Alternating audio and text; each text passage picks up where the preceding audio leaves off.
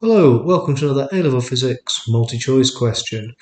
Just have a look at this section over here. If you want to choose a different question in the same series, click on this point here. If you want to do the question on your own without my explanation, pause the video now. If you got the answer C, well done. If you want to listen to my explanation, keep watching.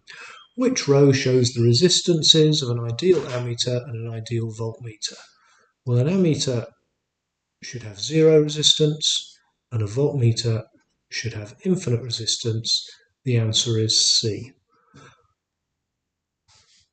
And you should just know those, but I'm going to explain why an ammeter should be 0 ohms and a voltmeter should be an infinite resistance.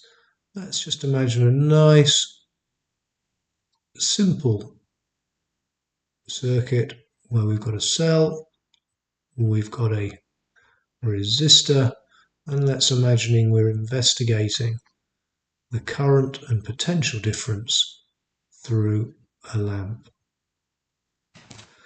Well, if we want to find the current through the lamps, we're going to need to put an ammeter into this circuit. And if that ammeter has some resistance, then it's going to change the current through the whole circuit. So it's no good having any resistance because we want to find what the current was when there wasn't an ammeter there. Let's imagine now putting our voltmeter either side of the lamp.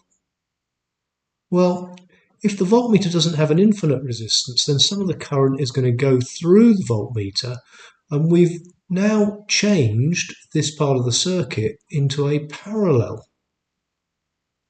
part of the circuit, and that's going to have a different resistance than when the lamp was there just on its own, and that means that the potential difference either side of the lamp is going to have changed.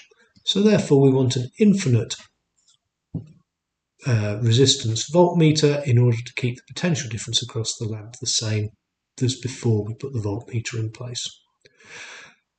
I hope you found this useful. If you did, click on that subscribe button, share with your friends, press the like button. Thank you very much for watching.